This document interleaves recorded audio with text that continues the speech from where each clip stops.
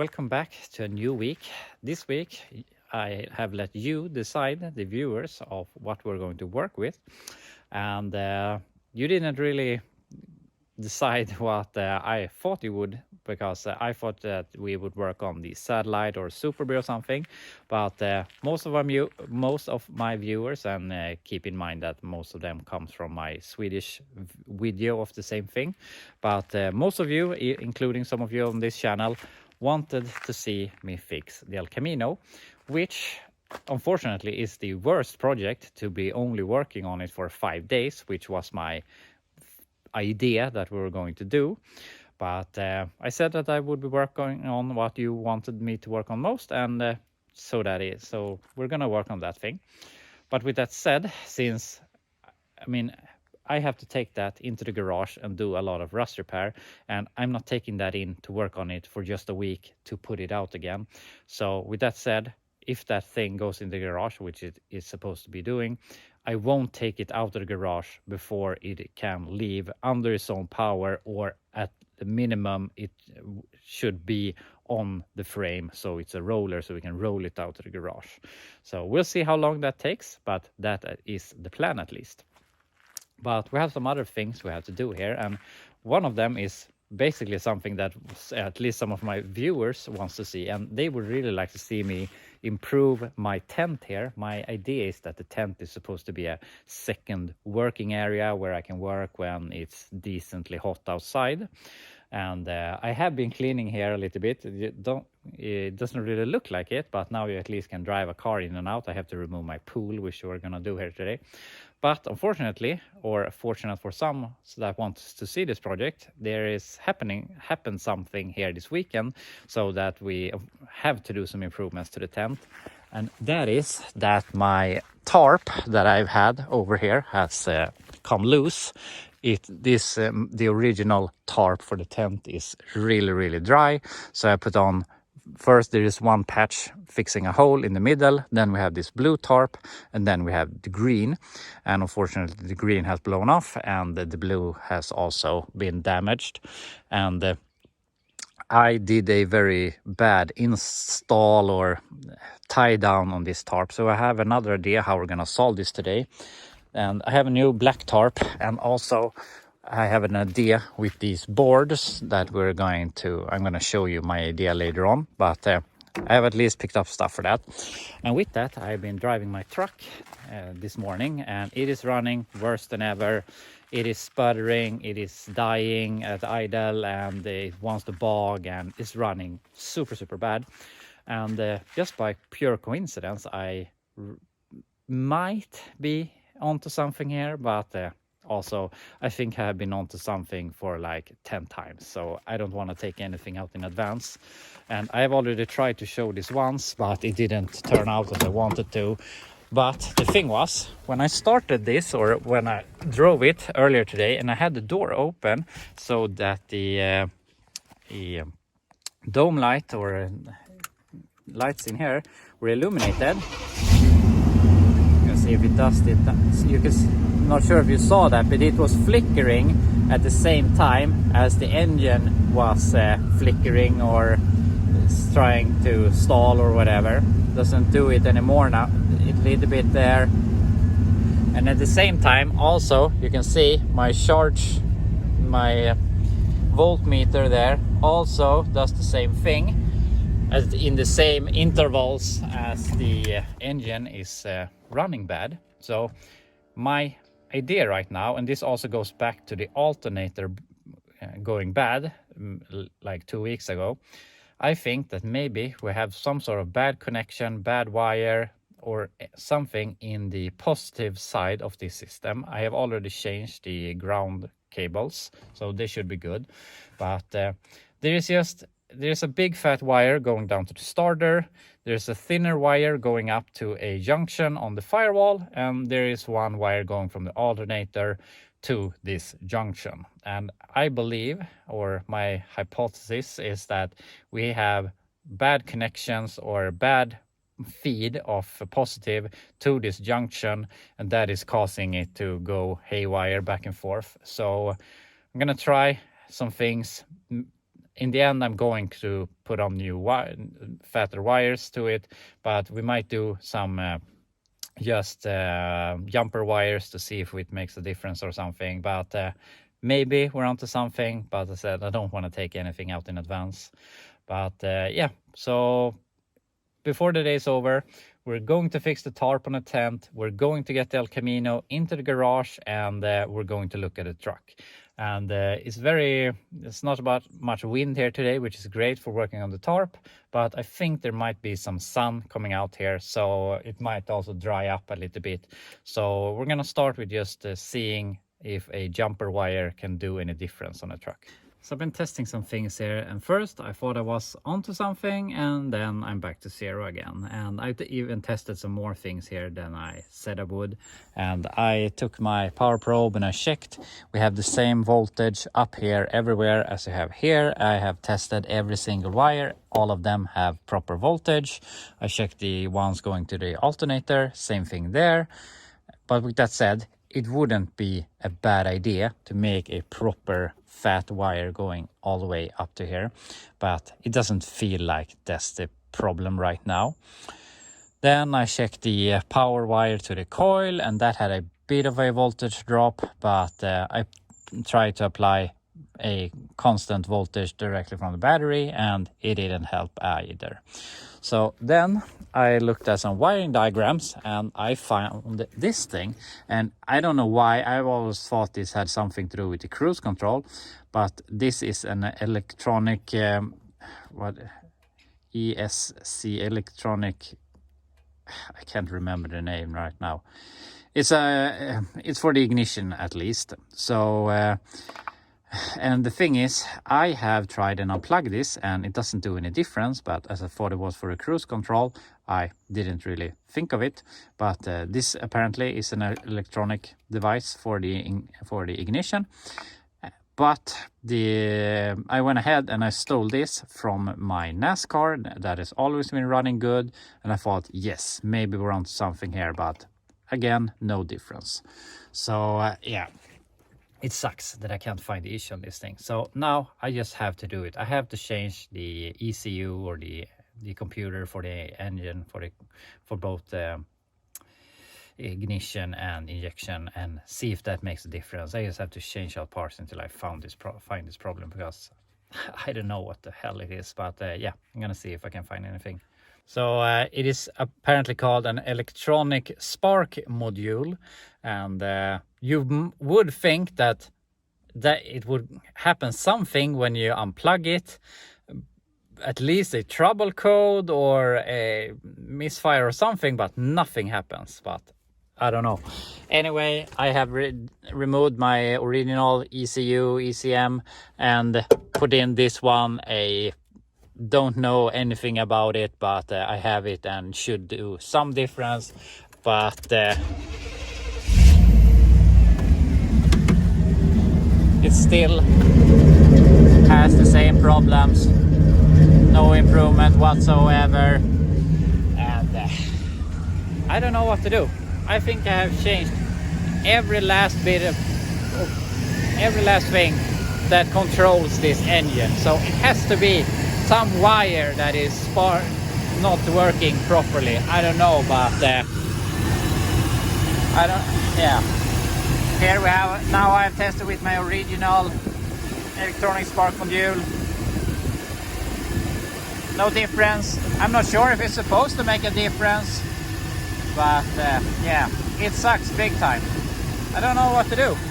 So I've been troubleshooting here for another hour or so, and I'm not getting anywhere. It is running even worse than it has ever done. Now it barely idles, and then all of a sudden it's starting to run decent, and then I started again and it runs like crap.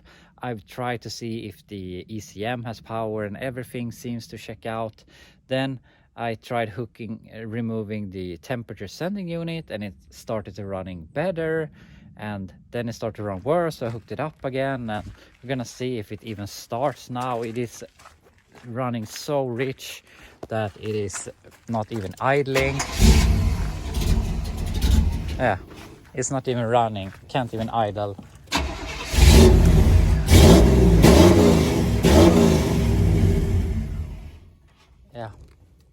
It doesn't even want to stay on. And I don't know what I'm gonna do with this thing.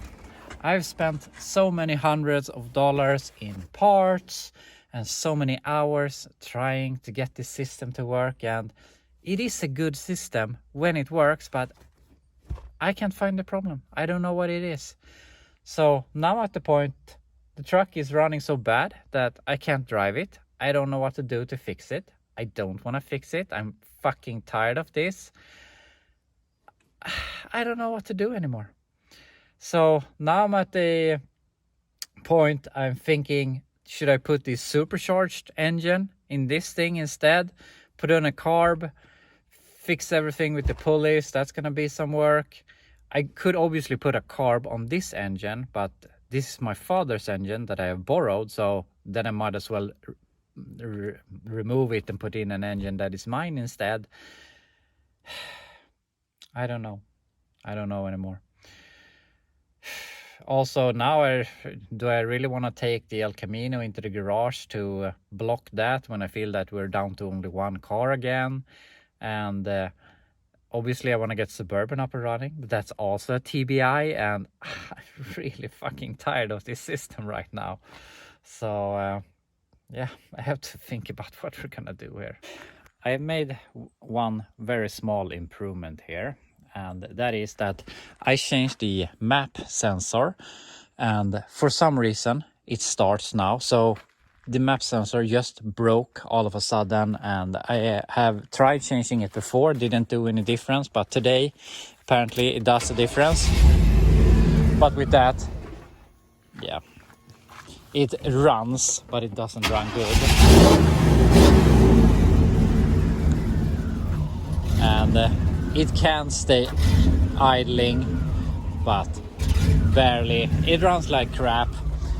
And the weird thing is, that is the other ECU. With that, it can stay idling. With my original ECU, it doesn't want to stay idling. So I don't know what the hell is the problem with this thing, but I don't know what to do, and I'm not really sure what the solution is. Obviously, there is a problem. There is something that we can solve that will fix our issues, but I can't find it. It's above my pay grade apparently. And if we look beyond that, what could be the other possible solution?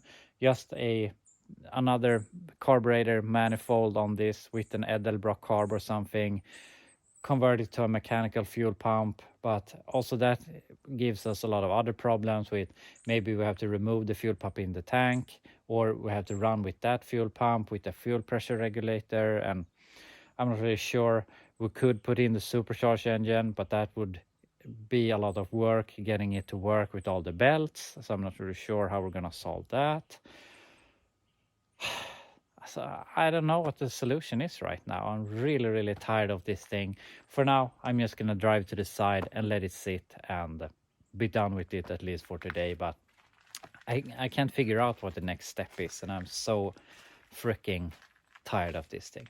So I mean, I could rob the alternator back to the Suburban so that I can drive with that thing, but that also means that we will be driving another vehicle with a TBI injection, and yeah, I'm not really into that right now. But anyway, we're gonna drop everything here right now. We're gonna put that to the side, but I really want to get the tarp on my tent here, and I started removing this tarp a little bit. So we're gonna get the green tarp off here. Maybe we can tighten the blue tarp. Then we're gonna get the black tarp on, and then I'm gonna show you how I'm gonna fasten it. So I've done quite a bit of progress here on the tent, because this is not my day. I just want something achieved here, and I really wanted to get the tent to be waterproof again, because there has been some water raining in during this weekend when it blew off, or when the other tarp broke. So I have gotten so far. I have it all over here, and the thing is, it looks a bit weird. It looks a bit stretched, as you can see, and the thing is that the tent is not straight, which bugs me a lot, but I don't know how to fix that right now. It is partly twisted like that, and I also think that the other wall is a bit more forward than this wall, which causes I think this tarp is perfectly rectangular, which causes it to not fit properly, but I don't care right now. I just want it to be waterproof. So I have put it up over here straight, but to get it to be straight like this, I had to push it forward a bit here. So it looks kind of wonky, but I'm gonna go ahead, just cut it here. And the thing I've done here is something one of my viewers got me a tip about, because obviously my other tarp just flopped around and was catching the wind. And now I have taken these wood pieces and I have taken staples and stapled them to the side here. Then I have rolled them up one turn and then I have screwed them to the side. So I don't think that this will catch the wind as easy now. My dream would be to have a metal roof on this thing and to line it up and so on, but yeah, time and everything. Maybe some good day we can do that, but for now at least it won't rain in it when in the winter and so on. So anyway, we're gonna do basically the same thing to the other side. There's some problems since we have the container and other stuff on that side, but we just need it to not fly away. So we're gonna fix something on the other side now. And here we have the other side, and as I said, the containers here, so I had to put them a lot higher, but it's what I can do. It's gonna last for the winter, but it looks like crap, like most other things I have done lately, but hopefully gonna stay dry during the winter. So now we're done with this at least. So this day has, as you probably can imagine, not really worked out as I think it would. I thought we would get the El Camino into the garage, start working on that thing. But now we're here with a truck that runs worse than ever. It's been cooling down for a few hours here, but you think that it works, runs for a while, and then it starts to wander, and eventually, if I'm not getting stung by a bee here, yeah, it has died every other time, but it should die pretty soon, or as you can imagine, as you see, it doesn't run good. It's so close to dying, but there, it died. So yeah, it eventually dies. And I mean, it wasn't running good this morning, but it was drivable, and now it's barely drivable, and I'm not really sure that I can use it, and I don't know what the hell the problem is. And I have changed every last thing that has to do with the injection system, injection and ignition and injection system on this vehicle. Everything down to the ECU and every sensor or whatnot. So there must be a wire somewhere that is shorting out, not connecting, broken, whatever, I don't know. There is something, and obviously I haven't been able to find it yet. And I mean, I would say that I'm pretty good with the 12-volt systems, but this system with the ECU and everything, that's something that I have very, very little experience with. So I don't know how it works, how it should work, how signals go back and forth. And obviously this is a pretty simple system, but with my experience, it's a pretty hard to get yourself into it. So I'm not really sure what the hell I'm going to do here. And now I'm at the point, I mean, I was going to take the El Camino into the garage. That doesn't really seem like a good idea right now. Maybe I should work on this truck, but I don't really want to do that. Should we take the Suburban into the garage and try and get that up and running and workable? I don't know. I really can't decide right now. So I'm really sad that I disappoint you with the video in itself, but also that we won't be working on the El Camino and yeah, where we are in general. But I guess that's how life is sometimes. So yeah, I'm unfortunately just have to leave you there. I'm not sure what we're gonna do tomorrow. I'm not sure how we're gonna solve all of this. It's just a mess. So I have to think about it, and maybe you can give me some ideas in the comments. But yeah, it sucks. But anyway, I hope you enjoyed the video anyway, and I will be back to you tomorrow.